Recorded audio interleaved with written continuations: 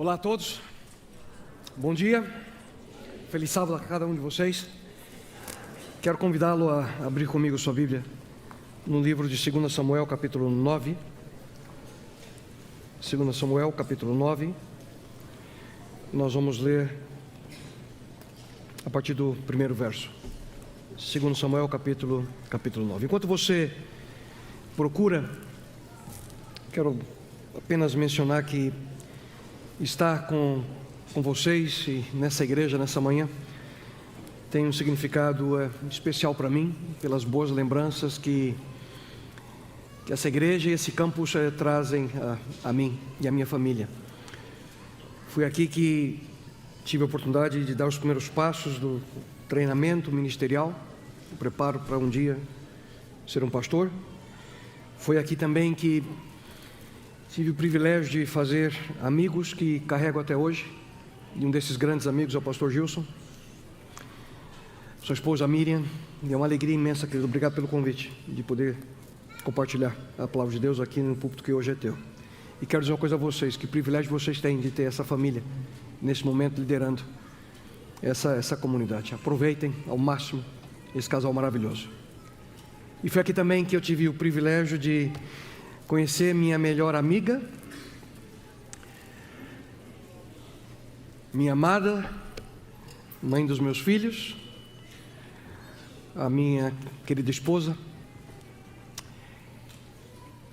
Tremendo privilégio e presente que Deus deu para mim. Por falar na Nereida, pouco tempo atrás eu estava retornando de uma viagem. Hoje a gente está morando nos Estados Unidos, cerca de 2 horas da cidade de Chicago. E cheguei cansado, um compromisso longo que eu tive, com fome. E naquela viagem eu tinha deixado o carro no estacionamento do aeroporto. E estava viajando com o carro da Nereida, não com o meu. Peguei o carro dela e logo que entrei na pista principal, indo em direção a Andrews,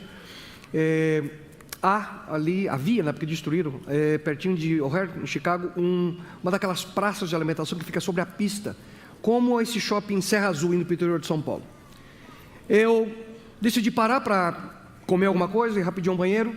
Estacionei o carro, entrei, comi, fui ao banheiro, voltei.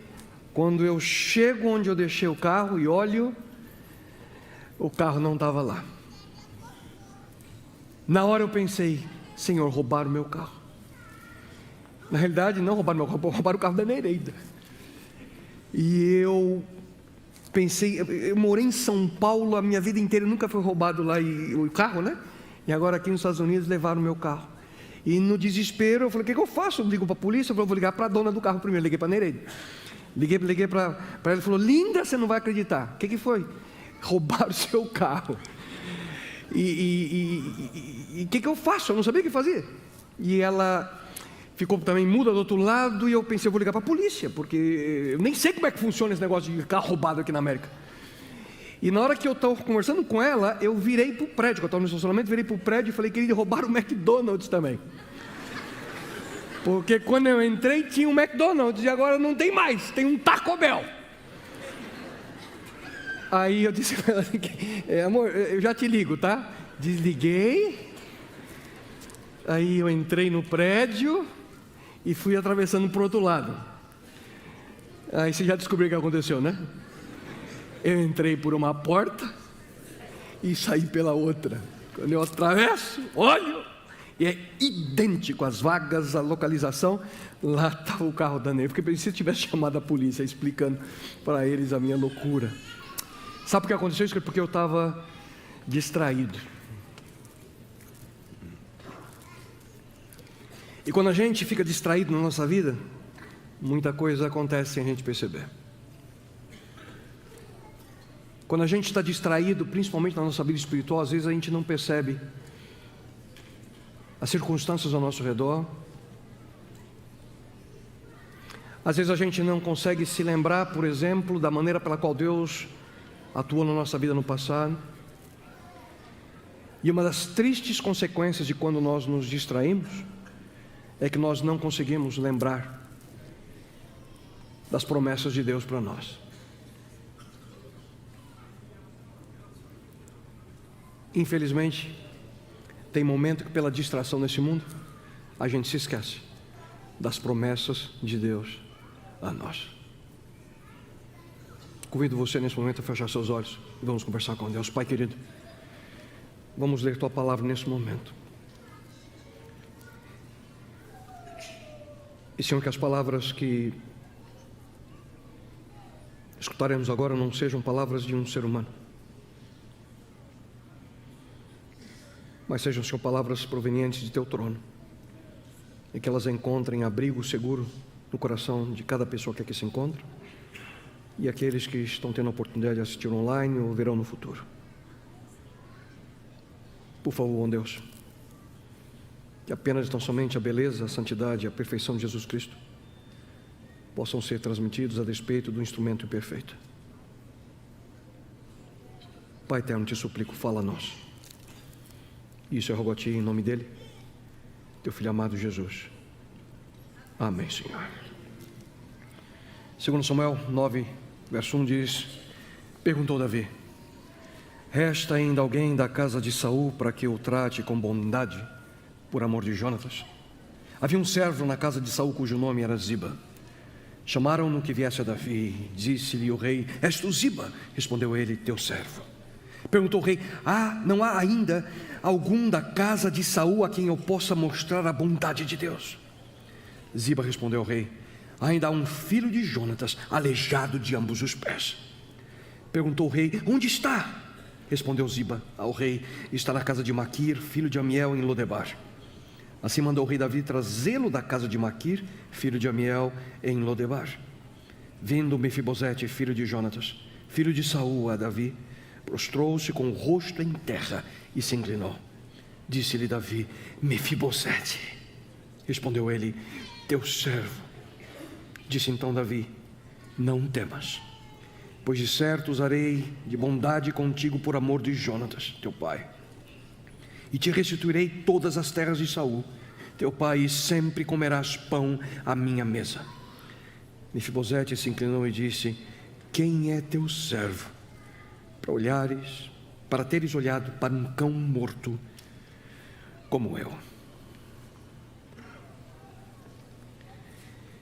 Essa é uma história, queridos, que é centrada em uma promessa. Por acaso algum de vocês já prometeu algo a alguém que foi difícil cumprir? Às vezes a gente entra numa enrascada, a gente fala: prometo algo para alguma pessoa, e depois é complicado você de fato concretizar a promessa, cumprir a promessa. Principalmente a nós que somos pais, a gente entra em cada enrascada com os filhos, porque eles forçam a gente a prometer alguma coisa, e você promete e depois vê quão difícil é cumprir. Lá em casa aconteceu anos atrás. Eu estava no escritório um dia trabalhando, escrevendo. De repente chegou a minha filha mais velha, era pequena ainda, a Isa está com 17 anos, mas ela era bem menor. Entrou no escritório e começou a conversar comigo: pai. E sabe quando você vai conversando com o filho, mas você não dá total atenção que você está escrevendo, e ela conversando com você, e a conversa vai, conversa vem, e a Isa veio com esse papo: pai, eu quero um cachorro. Eu falei: que legal, filha. E eu adoro cachorro, eu gosto de cachorro, né? E eu falei: que legal, filha, que legal, vamos pensar em ter um cachorro. E a conversa vai, conversa vem, e ela fez a pergunta: tá bom, pai, você promete? E eu ali, na minha empolgação, já que eu gosto mesmo, foi fácil falar: prometo, filha, prometo. Filha, deixa eu trabalhar. O problema foi que eu não falei com a mãe antes, né? Sobre o cumprimento da promessa. Aí conversei com a Nereida, e ela não gostou muito da história, que ela não gosta tanto de cachorro como eu. E ali a gente tentou, de alguma forma, chegamos num acordo, mas tinha que esperar um pouquinho mais, porque a Gabi tinha recém-nascido, era bebê, e a Nereida queria que ela fosse um pouquinho maior. E a gente começou a utilizar a Gabi de desculpa para a Isa. Falava: filha, espera a Gabi não usar mais fralda. Aí passava a fase da fralda, ela pressionava a gente: não, filha, vamos esperar a Gabi começar a caminhar. Aí chegou um momento que: pai, mas você prometeu, pai. E a última desculpa foi: filha, quando ela fizer 3 anos, a gente busca um cachorro. A Gabi fez 3 anos, 9 anos atrás. Desnecessário dizer que o Alex tem 9 anos, está 9 anos com a gente. Ela completou 3 aninhos, a gente buscou o membro da família, que ficou um tempinho por aqui, mas está com a gente lá na América. A gente tem bastante carinho por ele. mas não foi tão simples cumprir a promessa que eu tinha feito. Há promessas complicadas, queridos, outras mais simples. A grande questão é a maneira pela qual nós nos comprometemos e o desejo de fato de cumprir ou guardar aquilo que a gente diz. E nesse texto que nós acabamos de ler, minutos atrás, aqui a gente encontra pelo menos dois personagens principais, Davi e Mefibosete. E na história, quando você lê como um todo, você percebe que é uma história que traz a importância da amizade, uma história que traz aspectos relacionados com a graça, aspectos relacionados com bondade, compaixão, mas acima de tudo nesse texto nós encontramos o relato, a história de uma promessa que foi cumprida. As circunstâncias finalmente mudaram ali na vida de Davi. Ele finalmente encontrou um momento de paz. Depois de anos ali lutando contra os filisteus, fugindo de Saul, tentando se estabelecer, e ele finalmente chega um momento em que as coisas estavam bem para ele. Davi foi coroado rei, palácio ali, tinta fresca, a arca estava na cidade, financeiramente o reino estava bem. E naquele momento, quem sabe a gente pode imaginar que Davi teve um flashback, um recordar do seu passado. Olhando ao redor, contemplando ali a sua posição, o momento que ele havia chegado, a gente pode imaginar que ele pode olhar para trás e lembrando-se dos momentos que ele viveu como um pastor de ovelhas. Lembrando-se do momento em que Samuel derramou o óleo sobre sua cabeça, o ungindo, dizendo para ele: olha, você vai ser o rei.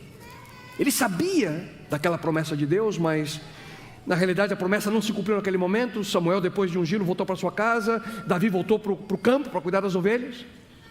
Mas a história continua, vai progredindo. Momento em que ele se vê naquela situação em enfrentar aquele gigante, a vitória, os problemas que ele começou a enfrentar com Saul, todas as vezes que ele quase perdeu sua vida no ódio do rei contra ele. Você e eu conhecemos bem a história.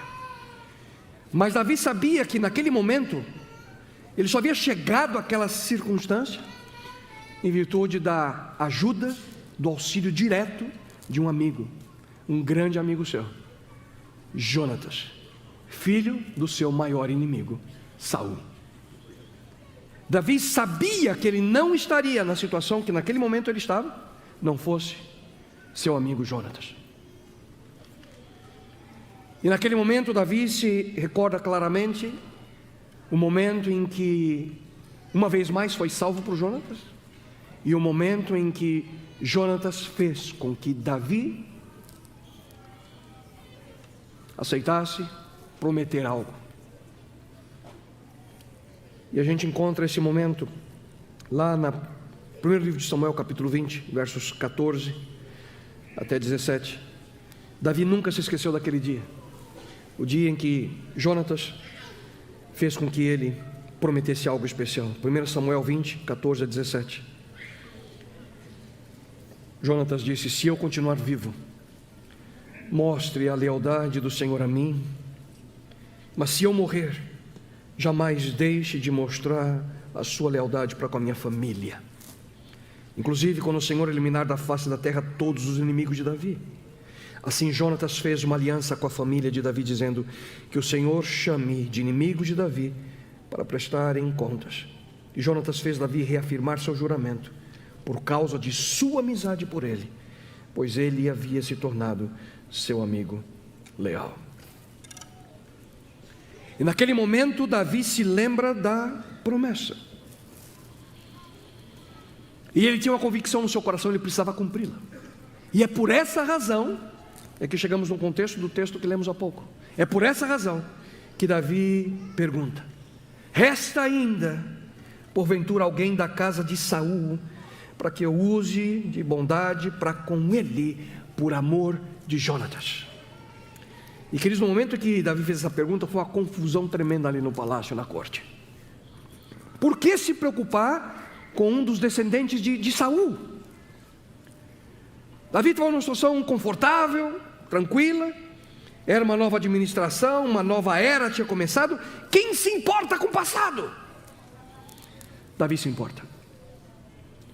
Naquele momento ele lembrou da promessa, e essa era a razão. Eu tenho uma promessa a cumprir. Jonatas havia morrido, queridos, mas não a promessa que Davi havia feito. Davi, ele tinha muitas razões, na realidade, para esquecer daquilo que ele havia prometido. Eles eram jovens, idealistas no momento que juntos ali ele fez a promessa. E eu pergunto a você, quem de nós mantém as promessas que a gente faz na juventude? Hein? Saul era cruel, traiçoeiro. Quem precisa honrar o filho de um traidor? Davi tinha um reino para cuidar. Quem tem tempo para aquilo que é supérfluo? Davi tinha razões para simplesmente colocar de lado. Esquece. Para quê? Para que se preocupar com isso? E queridos, como é fácil a nós, seres humanos, nos esquecer de algumas das promessas que nós fazemos. Infelizmente, como pastor, amigo Gilson, eu tenho certeza que você já passou diversas situações, como eu já passei. Quando a gente vê a triste decisão de um marido e uma esposa, se esquecem de uma promessa que haviam feito no passado diante de Deus e encontram simplesmente na separação um caminho mais fácil para resolver o problema. Quantos de nós, quem sabe em questões comerciais, aqueles que têm sociedade, chegam a dizer, ele quebrou a parte dele do trato, da promessa, por que eu não posso quebrar a minha? Promessas quebradas, promessas que colocamos por terra. Promessas. E na realidade achar um descendente aqui de Jonatas não foi uma coisa tão simples assim. Praticamente ninguém sabia onde começar a busca. Ninguém sabia se ainda existia algum descendente de Saul. Mas Ziba, que era um antigo servo de Saul, ele foi ali chamado na presença de Davi e Davi pergunta diretamente a ele. Foi o que lemos no verso 3. Não há ainda alguém da casa de Saul para que eu use da bondade de Deus para com ele? Interessantíssimo que a resposta de Ziba a Davi. Ele diz, ainda há um filho de Jonatas. E o final do texto diz, aleijado de ambos os pés. Queridos, Ziba sequer menciona seu nome. Ziba aqui coloca a etiqueta, como ele era conhecido, pelo menos a imagem que ele tinha em sua mente. Um aleijado. Um aleijado. E Davi, na realidade, rei, ele não é a melhor pessoa para o senhor tentar fazer qualquer coisa, não, um aleijado. Quem quer estar ao lado de alguém castigado por Deus? Na mente das pessoas naquela época, queridos, quando alguém tinha um defeito físico, quando alguém sofria alguma doença, para eles era de maneira clara o dedo de Deus, a mão de Deus, o castigo de Deus sobre essa pessoa. Se esse rapaz vivia dessa forma, um aleijado, é porque ele estava sendo castigado por Deus. Um aleijado. A desgraça de Mefibosete. E Mefibosete, queridos, ele nunca se esqueceu daquele dia quando seu avô Saul se matou, quando seu pai Jonatas foi morto. E ele sabia que ele era o próximo. Ele seria o próximo. E ali no desespero, e principalmente ele seria o próximo por duas razões: a brutalidade dos filisteus que viviam em guerra contra os israelitas, e também outra questão: quando um novo rei assumia a posição, era a prática da época que todos os descendentes do rei anterior eram mortos, para não correr o risco de conflito, de rivalidade. E naquele desespero, a babá de Mefibosete, fugindo, o derruba. Ele cai de maneira terrível, se machuca. E Mefibosete lembrava daquele momento. A dor, o sofrimento, e a partir daquele dia ele não mais podia caminhar de maneira normal. Se torna um aleijado. Foge para um lugar que lemos, chamado Lodebar. Significa uma terra sem pastagem, um local sem verde, um local desolado, abandonado, um local triste, um local onde esperança não mais havia. E essa era a vida de Mefibosete. Alguém que vivia, queridos, sem esperança. E além disso, com medo. Medo dos filisteus e medo principalmente do rei. Medo de Davi. Do ponto de vista humano, ele era o legítimo herdeiro do trono. E agora ele vivia ali, vítima de uma queda, vítima de suas circunstâncias, aleijado numa terra estranha, numa terra abandonada, vivendo a ameaça da morte iminente. E foi lá em Lodebar, queridos, que Mefibosete ele perdeu sua posição, foi lá que ele perdeu seu prestígio, foi lá que ele perdeu a sua superioridade, foi lá que ele perdeu a sua posição, foi lá que ele perdeu a sua autoestima, foi lá que ele perdeu o sentido de vida, porque constantemente Mefibosete vivia com medo. Quando descobrirão que eu ainda vivo? E dia após dia, quem sabe, ele olhava à distância, esperando o momento em que soldados viriam, o levariam ao palácio, e ele seria morto. Essa era a vida de Mefibosete. E lá ele se escondia. Lá em Lodebar, um príncipe se torna um indigente. Lá em Lodebar, alguém com futuro promissor se torna alguém sem qualquer sentido para viver. E lá em Lodebar, 20 anos se passaram dessa triste, melancólica e sem qualquer esperança situação. Mas de repente, para sua surpresa, aquilo que ele esperava e aquilo que ele evitava, ele vê à distância. Eu sabia que isso ia acontecer. E à distância, Mefibosete vê a carruagem real se aproximar. Descobriram que eu ainda estou vivo. Os soldados se aproximam, dão ordem a ele, o rei está te chamando. E na mente de Mefibosete, ele só pensava no pior. Chegou o momento, o meu último dia de vida. Eu fico imaginando ele ali dentro do transporte que providenciaram para ele, indo em direção a Jerusalém. Chegou o meu fim. Um homem que vivia aterrorizado pela angústia e pelo medo, amargo com a vida pelas circunstâncias e temeroso do destino que ele sabia que um dia chegaria. Quando ele se coloca ali diante de Davi, diz o texto bíblico, lemos há pouco, que ele se inclina, coloca seu rosto em terra e, para sua surpresa, ele ouve dos lábios do rei: não temas.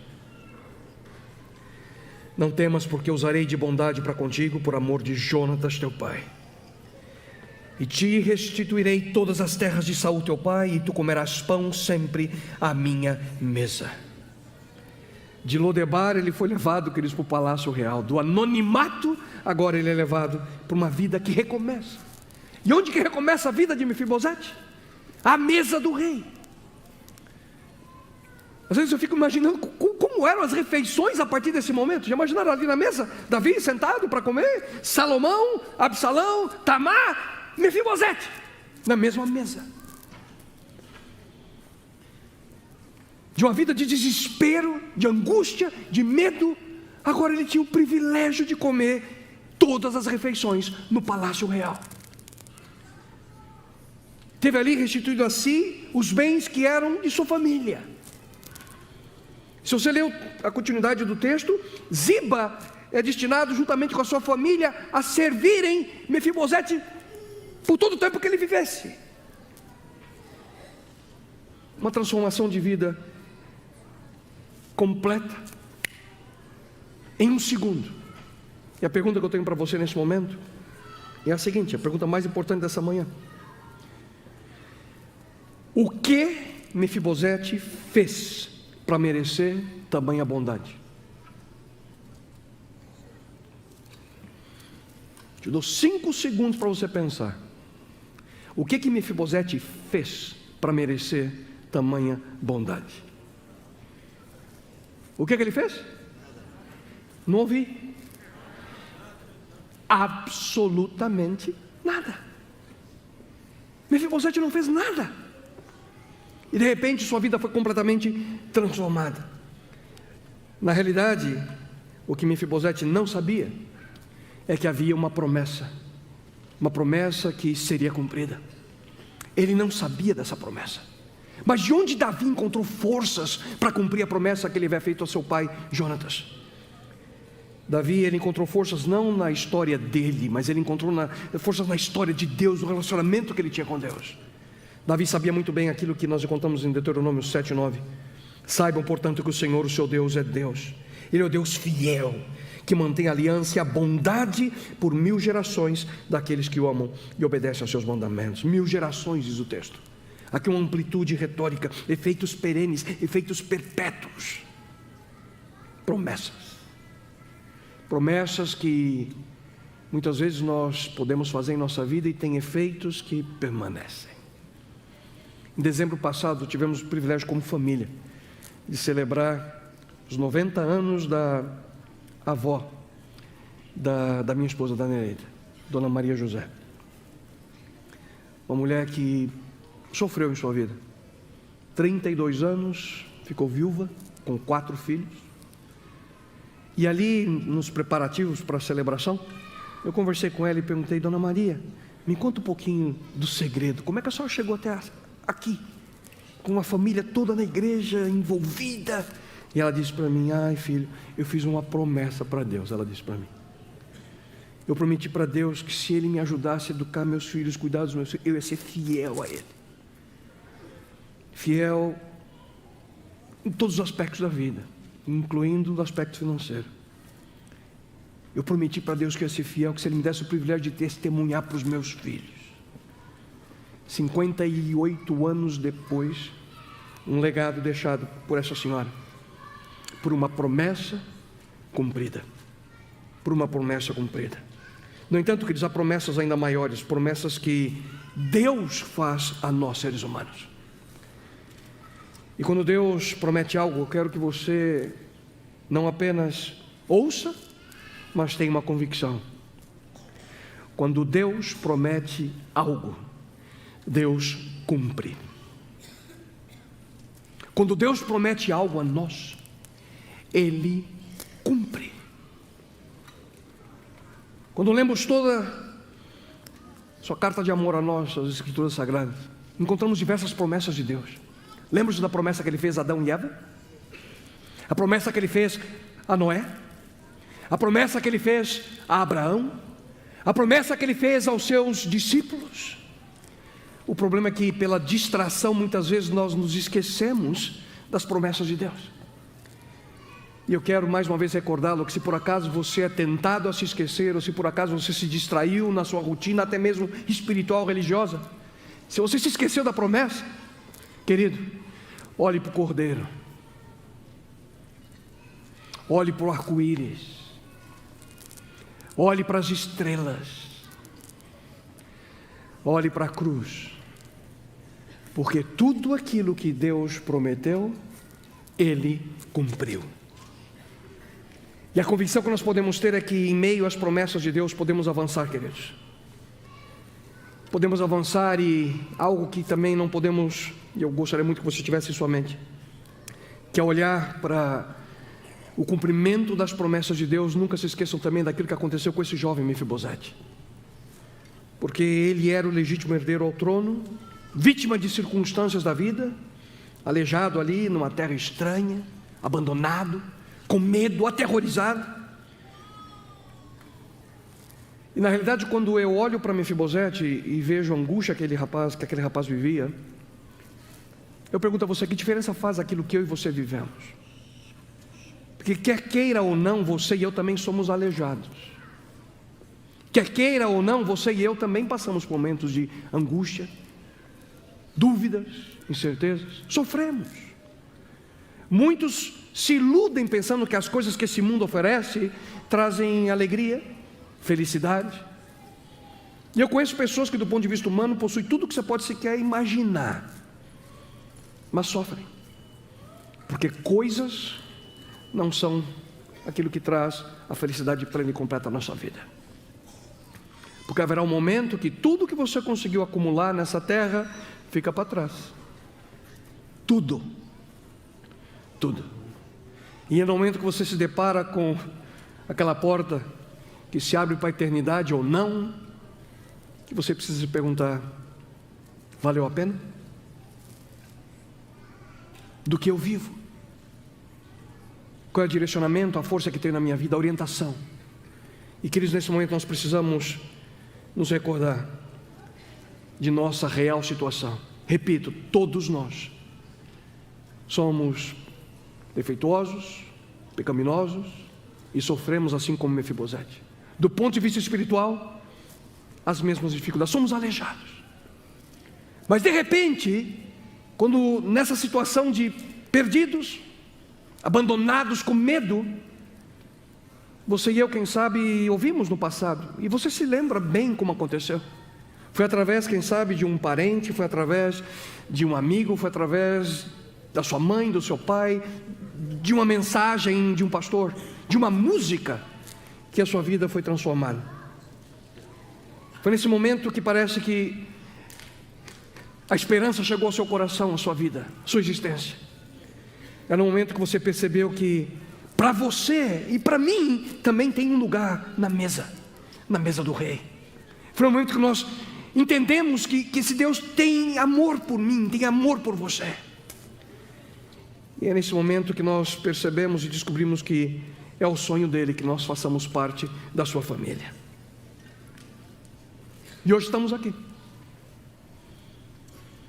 A razão de estarmos aqui é porque um dia você disse: eu quero, eu aceito. E aqui estamos, queridos. E a mesma pergunta que eu fiz para vocês minutos atrás, faço agora. Você merece? Eu mereço? Quem de nós merece um local cativo com nosso nome na mesa do Rei? Na mesa do Rei desse universo? Será que é o nosso sobrenome que nos dá essa possibilidade? Nossa família, nossa história passada, nossa conta bancária, sua formação acadêmica, seu emprego, sua profissão? Nós merecemos por qual razão? Não é por nós, queridos, porque hoje o local está guardado na mesa não por aquilo que você e eu representamos, mas por quem Ele é, o Deus desse universo, que deseja você, deseja a mim ao seu lado, nos dá a oportunidade de uma vida transformada, e Ele nos convida para o banquete celeste, Ele nos convida à vida eterna, mas demanda algo que através do meu ministério repetidas vezes tenho dito e quero dizer a essa igreja nessa manhã, para que eu e você possamos estar lá no banquete eterno. Demanda uma escolha, uma decisão, não apenas a escolha e a decisão pelo batismo. Hoje celebramos um batismo aqui, algo maravilhoso quando alguém se entrega a Cristo, mas uma escolha que precisa se repetir a cada dia, uma escolha, uma decisão, porque nós também, queridos, caímos. Nós também hoje vivemos com problemas, somos aleijados, mas não precisamos continuar assim. A gente cai nos nossos problemas, na confusão da vida, na rotina, nos distraímos, a ansiedade vem sobre nós, sofrimento, orgulho, falta de amor, problemas que enfrentamos, dificuldades que temos, mas nós não podemos, queridos, andar sozinhos, nós somos aleijados, nós precisamos desse Deus. E parece que muitas vezes a gente sente até desejo de continuar lá em Lodebar, que nem Mefibosete, sofrendo. Mas, queridos, aceite o convite que o Rei faz para você nessa manhã.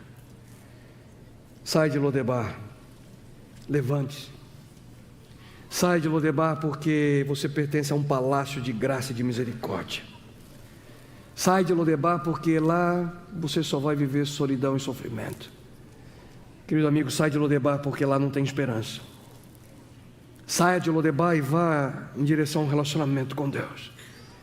Sai de Lodebar e vá em direção a essa vitória final que você pode alcançar em Jesus Cristo. Sai de Lodebar, porque tem um banquete esperando por você. Tem um banquete esperando por cada um de nós. E Satanás, ele quer que você sinta que não tem outra alternativa. Satanás coloca situações em nossa existência para que você imagine que não tem outro caminho.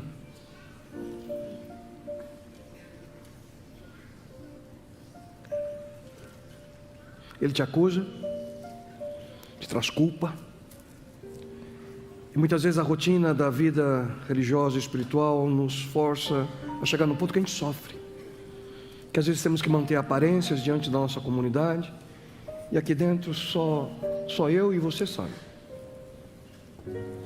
que há dor, que há sofrimento, que sangra. Mas hoje o convite uma vez mais está diante de você.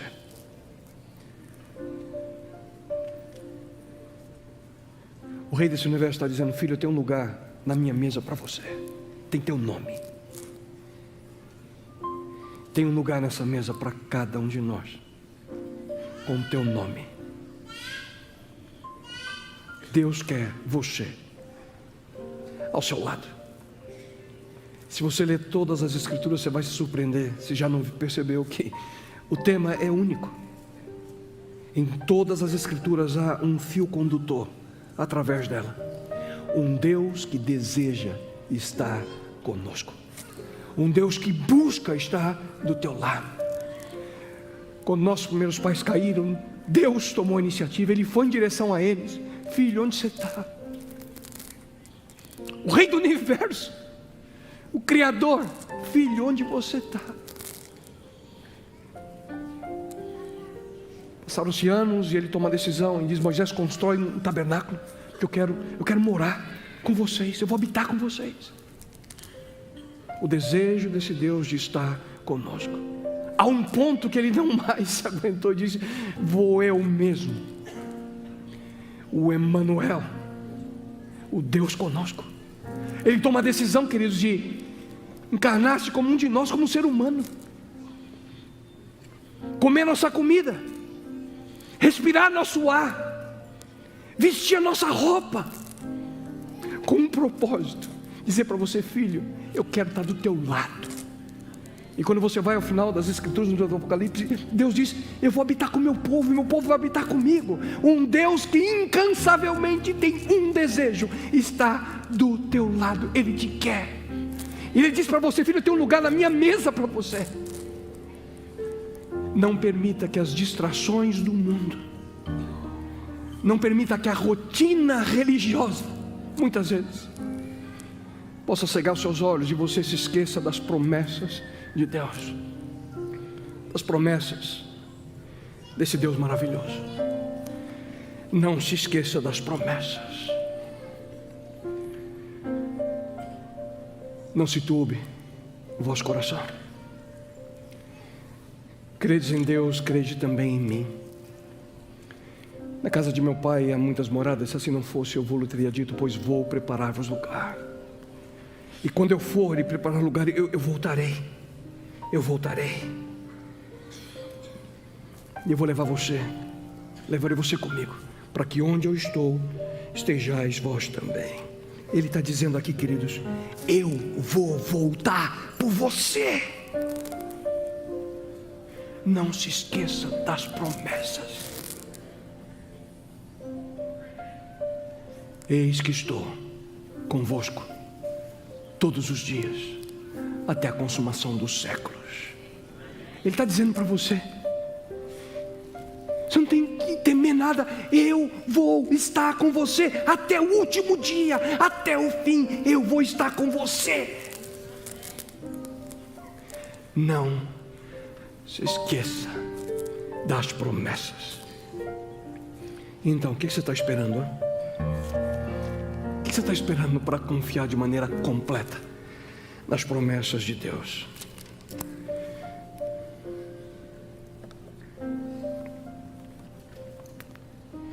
Espero que você tenha entendido algo. Esse Deus sempre cumpre aquilo que Ele promete. Ele sempre cumpre aquilo que promete. Deus eterno, sou obrigado porque em Tua palavra podemos encontrar histórias como essa de Davi e Mefibosete, uma história que nos mostra o valor do cumprimento de uma promessa. Uma história que mostra ali a bondade, a amizade, a graça, mas quão importante é cumprir com aquilo que prometemos. Mas, bom Deus, de uma maneira mais ampla ainda podemos ver de maneira extraordinária que cada uma de Tuas promessas que Tu fizeste no passado ao Teu povo, Tu cumpriste, Senhor. E nós estamos seguros de que as promessas que Tu fizeste relacionadas ao futuro se cumprirão. Mas há promessas a nós hoje que Tu deixaste, Senhor, que suplico a Ti. Se há entre nós pessoas que se sentem como um Mefibosete aleijado, sofrendo com dor, angústia, medo, que eu possa uma vez mais escutar de Ti hoje: filho, eu estou contigo a cada dia. Filha, a cada lágrima que você derrama eu vejo, eu sei. Eu estou contigo. Não tenha medo, não viva ansioso, eu estou do teu lado. E filho, filha, eu tenho um lugar na minha mesa para você. Obrigado, Senhor, aqui ao nos recordarmos dessas realidades, possamos ter uma nova vida. Uma vida de esperança e de alegria, compartilhando com as pessoas ao nosso lado, de que nós vivemos em Tuas promessas. E isso eu te suplico em nome dEle, Teu Filho amado, nosso Salvador, a quem tanto amamos, Jesus Cristo. Amém, Senhor.